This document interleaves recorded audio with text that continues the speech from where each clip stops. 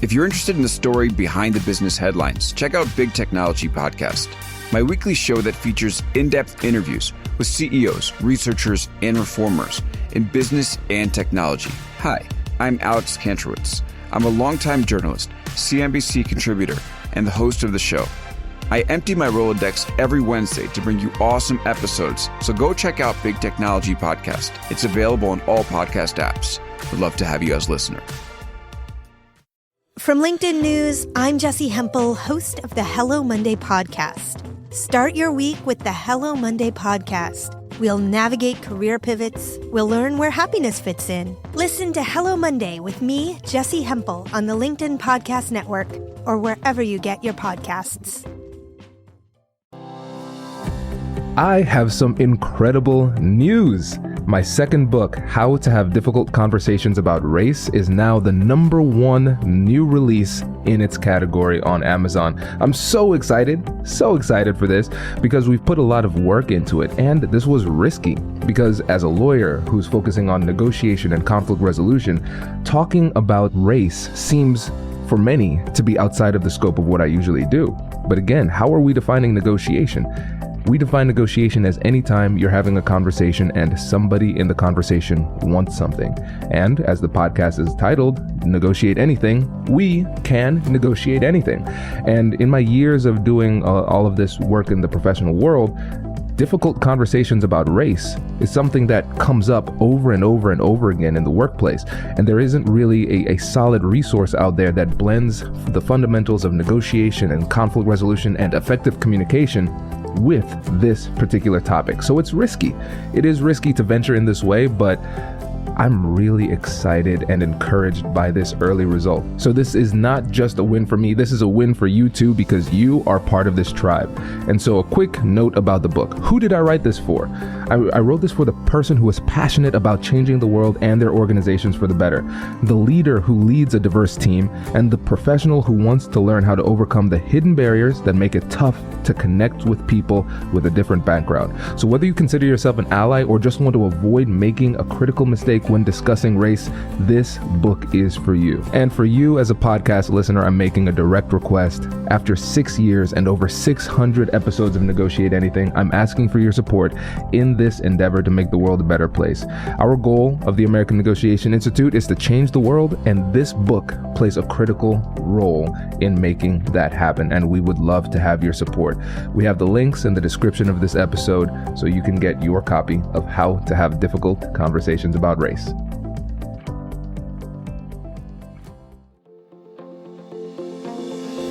Hello, my friends, and welcome to another exciting episode of Negotiate Anything. This show is produced by the American Negotiation Institute, and with over 5 million downloads and listeners in over 180 countries, listeners just like you have made this the #1 negotiation podcast in the world. Hi, my name is Kwame Christian, and I am the founder and CEO of the American Negotiation Institute. Here at ANI, we believe that the best things in life are on the other side of difficult conversations, and we are passionate about providing you with the best content that will help you to make your difficult conversations easier, both at work and at home. Lastly, I want to remind you that we offer consulting and conduct trainings, both virtually and in person, all around the world. Our focus is in 3 main areas. First, negotiation and conflict resolution. Second, leadership. And lastly, diversity, equity, and inclusion. Check the link in the description below to learn more about how we could work with you and your team. And now, without further ado, let's jump into the interview. Zwade, thanks for joining us, my friend. Thank you for having me, Kwame. It's a pleasure to be here with you. Yeah, it's a pleasure to have you. So how about you get us started by telling us a little bit about yourself and what you do? Sure. So my name is Zwade Marshall. I'm a physician, an anesthesiologist, and interventional spine specialist by training. I have the distinct pleasure of growing up in a family where my cousin is a brilliant attorney and negotiations expert, and so I'm a part of the family. Kwame's my cousin for your listeners, and we're both Guyanese. Our moms are first cousins, and they were also really good close friends on top of being cousins. And so there was an intentional effort in my upbringing, though I grew up in Guyana and Kwame grew up in Ohio, for our families to bring us together as two young males in our family. And so he's an attorney, I'm a doctor, and I think we both are the prize and joys of our collective family units as well. So thank you for having me on, cousin. No, it's my pleasure. It's my pleasure. Everybody, you have that person in your family where you're always compared to them. Zwade was that person for us, always being super accomplished. And so it's exciting to have his expertise on. And so Zwade, tell the folks about your background in medicine and in business. Sure. So born and raised in Guyana and then moved to the U.S. to go to college at Emory. So I got a full ride to Emory University back in 2001. Did a bachelor's in economics. I always kind of liked the way money works and the way economies are molded by finance. And then took a year between college and medical school to be a high school mathematics teacher. One of the most transformational years in my life. Talk about negotiations. Like I learned to negotiate with kids. And you kind of get a true glimpse into the human condition. It was a Title I school, free lunch program for 90% of the students there, and it shaped my worldview and perspective, and also helped me today to kind of understand where my patients are coming from. So after teaching high school math, I went on to Emory for my medical training and did the dual MD MBA degree. Chose to go to business school at Emory as well, Zwade, because it was around the time when the Affordable Care Act was being conceived. And it felt as though if you weren't at the table, you were going to be on the menu. And I wanted to understand more about how money and economics molded the practice and the delivery of healthcare systems. And so it was an operations major or focus in business school. And then that was kind of my calling card when I applied into residency. Leaving Emory, I interviewed widely and ended up at Harvard for my anesthesia training. I was chief resident there, and then did my interventional spine pain training at Harvard as well. This is now 6 years ago. I moved back to Atlanta, became a partner at a large private equity-backed interventional spine group. And private equity in medicine is another discussion for another day, but it certainly shapes the way care is delivered. And left that model to open my own practice. So we're sitting in my office right now, regenerative spine and pain specialist in Metro Atlanta. And I take care of pain patients with spine, but also with joint complaints. And many of them are in narcotic medications and need to see me as a way to get them into a more functional state, decreased medication regimens, and also increased functional ability from interventions as well. That is fantastic. And listeners, now you see why Zwade was the cousin that we were always compared. This is great. And so just a bit of a preview here. So with this episode, what we're going to do is we're going to focus on Zwade as a doctor, Dr. Marshall. So we're going to talk about the difficult conversations you have in your role as a doctor. In the future, we're going to have you back on to talk about some of these really fascinating business negotiations that you have come on, because they're really interesting from an intra-organizational negotiation perspective, and from an exiting an organization perspective, and then an inter-organizational perspective as well. Your expertise is vast in that regard. So we're excited for this to be a strong start. So with this episode, we get to start off with a listener question, and this is from Mike Fish. And so he's a podcast listener, and he's a physician. And he says, I'm wondering if you have an episode or could do one regarding negotiating difficult situations. For example, there can be drug addicts who constantly want to negotiate for more drugs, and drugs are not in their best interests. There's also a negotiation for a social situation in which patients want to remain in the hospital because they're too anxious to go home, or they might be homeless. I'm sure the physician in your family could provide some input too. Thanks, Kwame. And here we go. So we have you here. Let's address that first question about pain, people who want more narcotics, but it's not in their best interest. How do you approach that conversation? Sure. I think it's really cool that it's Mike Fisher, I think you said his name is a doctor listening to negotiating podcasts. I thought I was the only kind of nerd that consumed this kind of content. But I think it's part and parcel to the struggle that physicians have in terms of balancing medicine, but also negotiating the sphere of dealing with patients who may have a preconceived notion about what is best for them, and having a physician who has more data understanding some of the consequences of those decisions. And so the pain management conundrum is an age-old conversation that I think we've been having more actively over the course of the last decade because of the opioid crisis. Now, a part of the challenge with pain, and this is to the heart of Mike's question, is that pain is this complex, emotional, subjective experience. It's wholly subjective. We don't yet have a pain meter or a pain monitor. We can't measure your pain score the way we measure a blood pressure or a heart rate. And therein lies the crux of the matter, because you have to trust that the patient that's explaining to you they have a complicated pain condition is really experiencing that complex pain condition. And in the time now of this scrutiny around pain medicine and pain medications, and the millions of Americans who are overdosing and dying from narcotics and opioids, it has put the doctor in a very precarious position of protecting him or herself while also delivering care for patients. So to practice medicine in this space today, you have to hold two competing thoughts in your head simultaneously. One of them is your main responsibility, the kind of age-old adage of medicine is, first do no harm.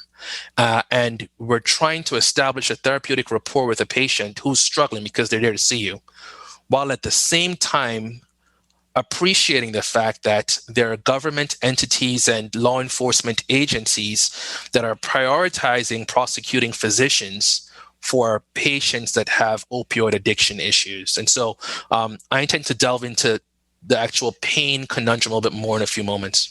No, that is a great synopsis of the challenge, because as a doctor, you want to provide relief. You want to help people in need.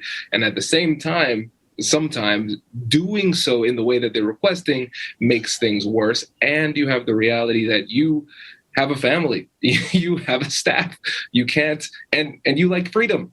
And so orange does not look good on me, Kwame. Exactly. You look great in white right now, so sure. You want to make sure that you're not crossing any ethical lines. And so now that we have a good understanding of what the challenge is and why it's so difficult, in your experience, what is a good first step? Sure. So the first step is establishing the ground rules. And so the first visit is an exploratory visit. And it's a time in which we're going to be asking questions, detailed questions about the patient's pain complaint in an effort to do a few things. It's to validate their concern, and also to convey to them that you can appreciate that their pain is as real to them, and thus it's real to you as a treating physician as well. And so it's exploring all the kind of detailed character questions about the pain condition, while simultaneously going a little bit deeper into social circumstances, place of employment, type of work, hobbies, whether or not they have kids, what are their functional goals, divorcing a pain condition from a pain score, because I can't treat to a pain number, since numbers are really subjective. What I can treat to are goals. Some patients may say, Doc, I just want to be able to stand in church and sing the hymns and not have to sit down in the pew when the choir is standing.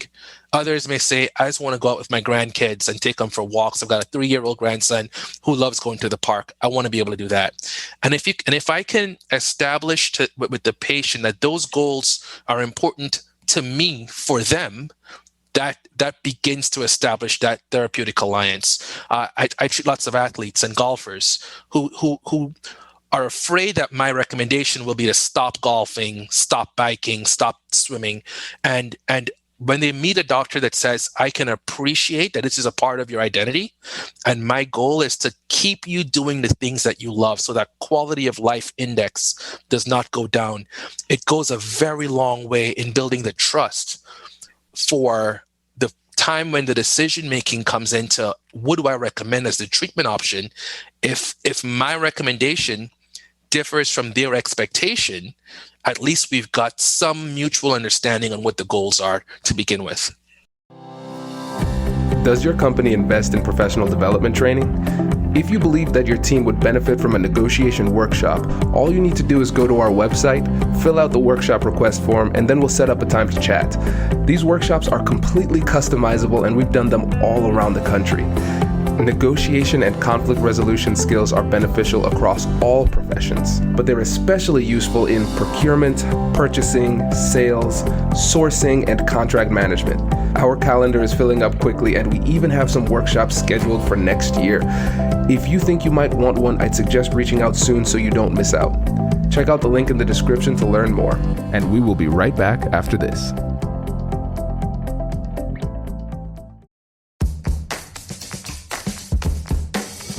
Hey you, I'm Andrew Seaman. Do you want a new job? Or do you want to move forward in your career? Well, you should listen to my weekly show called Get Hired with Andrew Seaman. We talk about it all, and it's waiting for you, yes you, wherever you get your podcasts. Brace the rudders! Raise the sails! Raise the sails! Captain, an unidentified ship is approaching. Over. Roger. Wait, is that an enterprise sales solution? Reach sales professionals, not professional sailors. With LinkedIn ads, you can target the right people by industry, job title, and more. We'll even give you a $100 credit on your next campaign. Get started today at linkedin.com/marketer. Terms and conditions apply. The key word that you said there, Zwade, is trust. And you're doing this in such a profound way. I want to break this down for the audience so they can see the gems that they could apply in whatever their situation is. So first, when we're talking about trust, it comes down to the capability of you to deliver on what it is that you say you're going to do. And then also your willingness to deliver on what it is that you're saying you're going to do. And then the belief that your goals are shared. And so from the beginning, what you're doing is you're controlling the interaction by saying, all right, here's what I'm not going to do. I'm not going to just have them come in and them tell me what to do. I'm going to control this interaction and say, this is what you do. You're going to come in. This is the process. And I'm going to lead you through that process. And so that in itself, taking that leadership role in the interactions establishes that credibility. And so you're managing the process throughout. But you're also, while taking control of the process, doing it empathetically. You're demonstrating that you understand what they want and why they want it. And then you're saying, what is your goal? And then you're articulating the fact that their goal is in fact your goal. And when you put all of those things together, you have a high level of trust going into the rest of the relationship. I love the way you summarize that. And I think of it as ceding some of the control that patients come in thinking that doctors are dictators in many respects, where we say, here's the plan, you either abide by it or get out. And in this day of activated, engaged patients who are their own advocates, we can no longer speak to people as a physician as though you know what's best for their bodies. And so being able to give them some of that control of being able to tell me the story, tell me their goals, and then I'm buying into their plan as opposed to the reverse, it gets folks a lot more relaxed and comfortable with my recommendations. Absolutely. And yeah, I think when you said the word dictator, we have to think about another word that comes into mind, which is leader. And so sure. As a doctor, you are a leader. And the difference between a leader and a dictator is that with a dictator, the people below you, they don't have choice. Sure. You're taking that autonomy and agency away from them completely. But with leaders, you have followers. The choice to follow, that's something that they have control over. Sure. And I think because there's some information asymmetry where I know more about some of the broader aspects of pain than the patient can, I'm fitting their narrative into my diagnostic algorithm as we're speaking, right?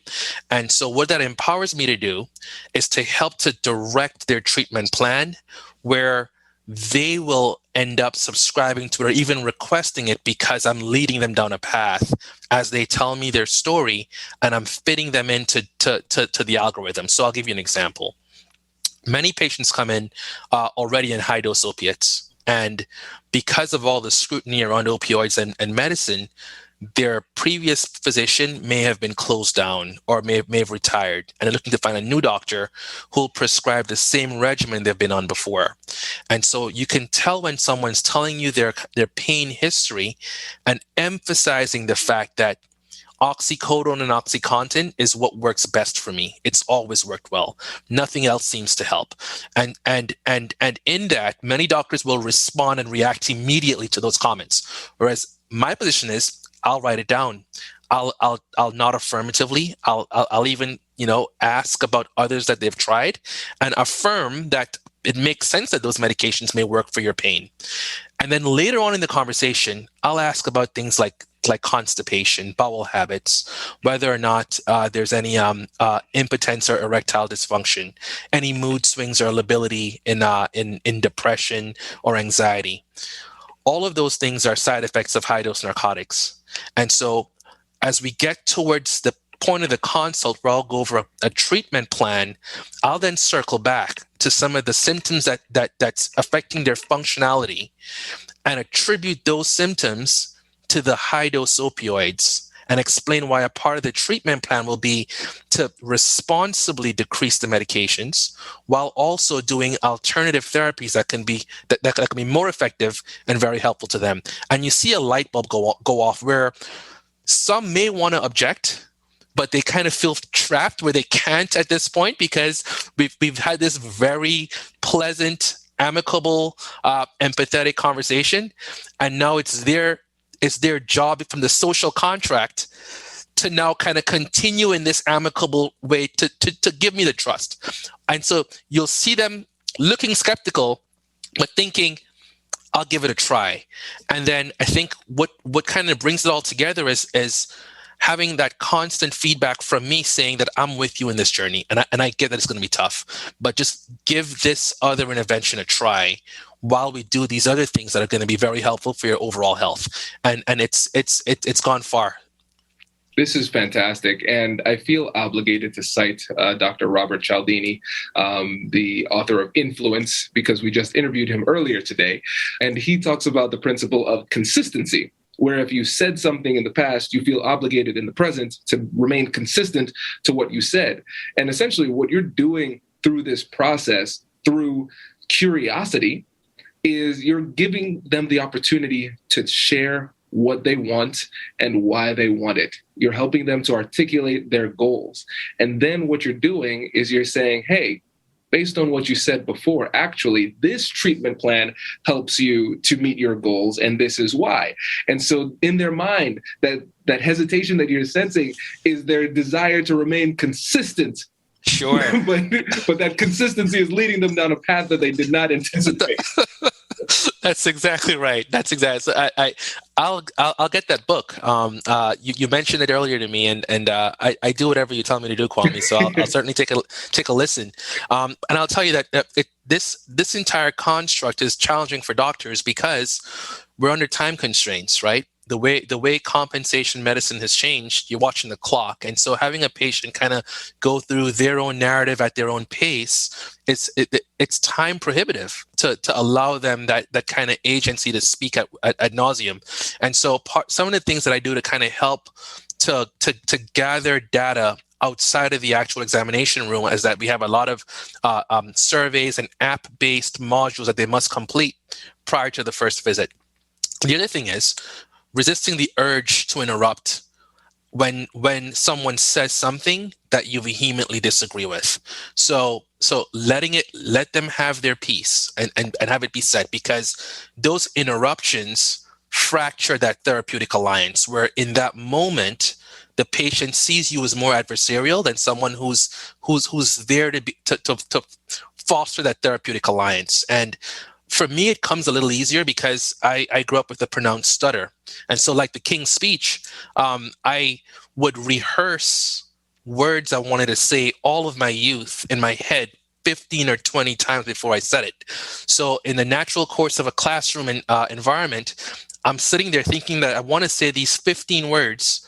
And in the time I'm rehearsing it, I'm getting to hear so much other input that by the time the output comes out, it seems so much more profound because I'm editing, I'm using inputs that I've heard while I was editing and rehearsing, and it allows me to kind of process better.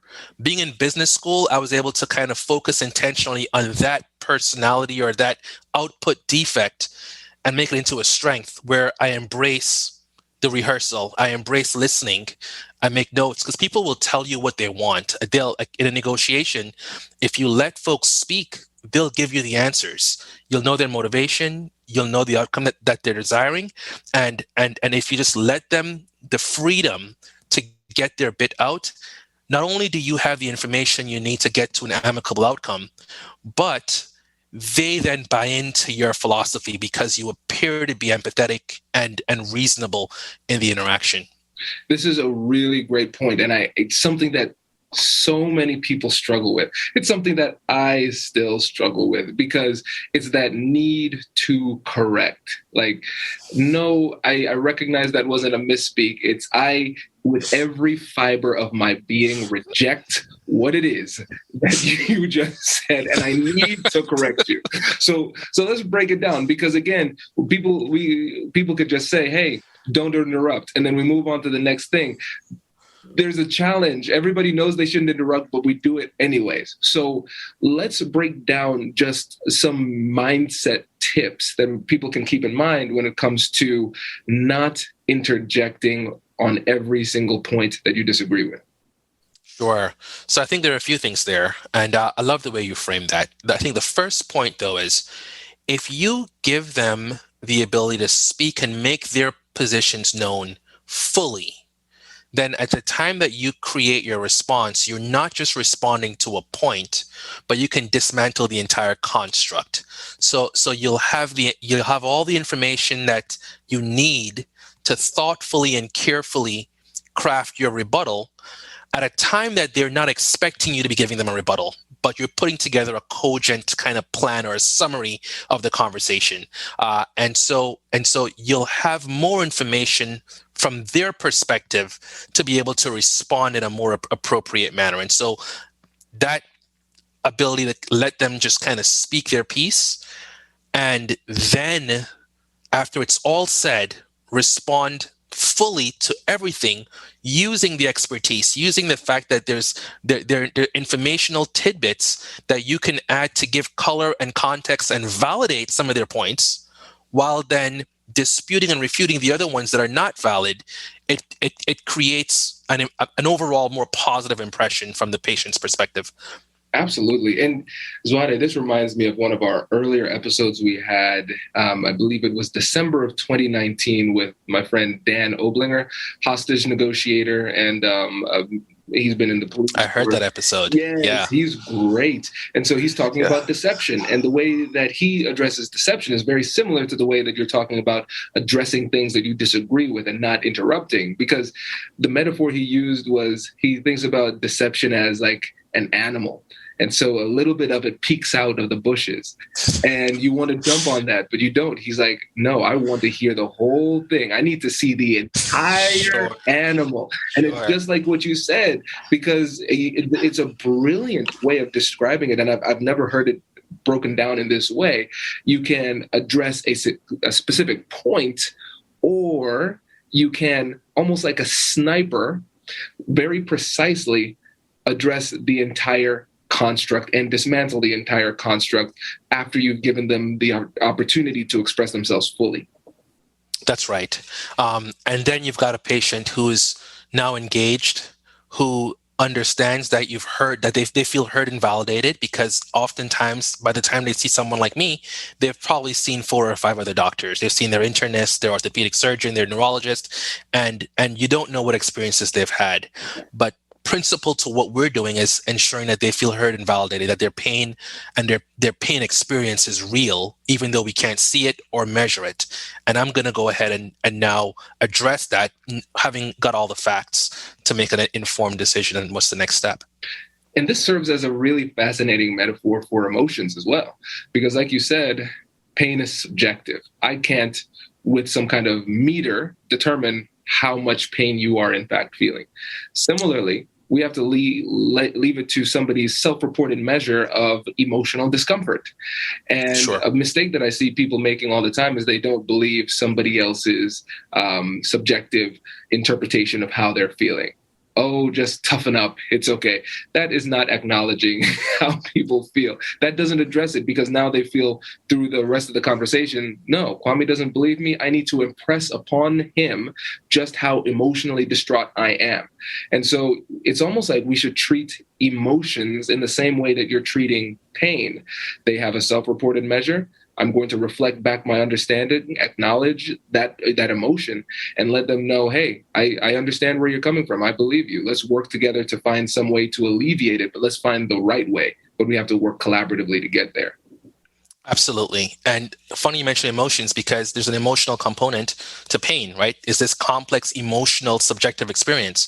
And oftentimes, one of the most salient treatment regimens for the chronic pain patient is a pain psychologist to help with mindfulness therapy. But try suggesting that as your first recommendation. You'll lose every single patient, right? And so as you listen and you're informed and you make your recommendations that involve, some medications, maybe a spine injection or two, physical therapy, and then a pain psychologist with the goal to help the patient appreciate exactly what toll that pain is having on their life, and if they've become pain-centered or pain-centric, where it's now a part of their identity, and helping to kind of disconnect that identifying feature of their personality with their pain syndrome, and helping them see that they're more than just that. And so it's the pain doctor's job to do more than just put a needle in or give a pain medication, but to help patients see the bigger picture. Absolutely. And with the time that we have left, there's one last thing I want to address, which is time. And you've touched on this, because we have the reality that there is a limited amount of time that we have for these conversations. And given that fact, how do you try to get so much of the richness from this process and this interaction, but also manage to do it in a time boundary that can be really challenging at times? Sure. So I'll admit I haven't figured it out perfectly. It's still a struggle. It's an ongoing struggle. I think there are times when you've got a really challenging patient who you'll just have to invest the time with, and be late for the next appointment afterwards, because you just need to invest the time up front with this person. And these are all people with families and lives and experiences and prior surgeries. And so you cannot treat them all the same. And so the question was framed in, how do you manage time? Well, a part of it is managing the person. And at times, the time is not the priority. All right. Now, but then there are things that you can do to help to optimize the time you do have. The first rule is sit down during the encounter. Studies have shown that if you sit, and this is a doctor-specific kind of recommendation. When you enter a patient's examination room, you can stand while they're sitting. You can examine them and speak to them or at them while they're sitting and you're standing. And you leave the room in 3 minutes or 10 minutes or 15 minutes later. And the interaction from their perspective is that you were rushed for the visit. If you sat down eye to eye and treated the examination in phases. So you sit, introduce, you greet, you question. That could be 3.5 to 4 minutes. Then you get up and you examine. Then you sit again, and then you summarize, and then you leave.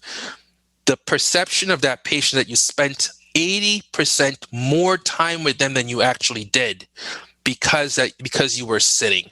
And so that's a research article that was published in JAMA about 12 years ago in the pain space, and I employ that daily. The other thing is that making myself accessible to the patients through my staff. So we have portals. There are ways for them to text into the portal, and I've got a team of extenders that'll reply to questions and then escalate it up to me if the question is nuanced or complex enough that it warrants a physician's perspective. And so having that access to the practice, not necessarily to me, but to a healthcare professional, also gives them a release and an outlet to feeling as though they're being heard and someone cares about their overall care and treatment. I love this. And I think there are three main things that everybody can take from this. The first one is there's no easy answer for this. When you have a time limitation, but you have a really tough conversation, there's no easy answer for that. And I think that's important because some people would just throw their hands up and say, I guess I'm not going to do anything because I can't figure out the answer. Hey, newsflash, there is no great answer. You just have to do the best with what you have. And I think that's really, really important for people to understand. So it normalizes the experience and they're not so hard on themselves based on their performance because of the time limitation. The second thing is the reality that time is subjective.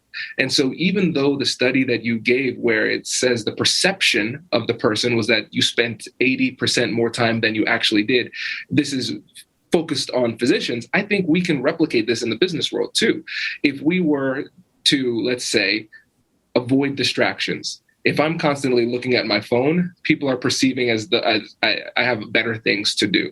Checking my email, doing all these other things, looking at the clock, people are going to perceive that I'm rushed. And it's likely it's going to have a similar impact as the sitting study that you described too. So I think for the listeners, you need to think about different ways that you could be signaling that you are not completely there and the impact it's going to have on the perception of the other person. And then lastly, how you're strategically extending the conversation. Yes, the reality is I have this much time, but that doesn't mean the conversation ends. And so you encourage people to continue interacting with you through you, maybe directly to you through messages, but also through your team with a lot more availability. And then they still have that feeling that you, through your organization, are still caring about the communication and your response. Beautifully said. I agree with all of the above. That's perfect. Well, cool. Before you go, can you let the listeners know again about you and about your practice and how they can get in touch?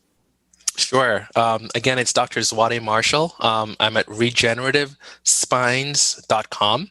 That's a S at the end of spines. And I'm based in Atlanta, Georgia. I do consults by telemedicine as well. And I'm happy to have any conversation with anyone that's struggling with chronic pain and needs to speak about responsible and empathetic ways of getting their function in their life back. Love it. Zwade, thanks again, my friend. Really appreciate it. It's my pleasure being here with you, Kwame. Thank you for having me. Congratulations! You've just joined an elite club. By listening to a full episode, you're now officially on the Negotiate Anything team. So welcome aboard. What most team members do is they subscribe to the podcast because that allows them to automatically get the latest episodes of the show. The best things in life lie on the other side of difficult conversations. Keep learning, keep practicing, and keep getting better. Your relationships will improve, your career will soar, and you'll have the confidence you need to get the most out of these crucial conversations. Again, thank you for joining the team. We're excited to have you, and I will see you in the next episode. I'll catch you later.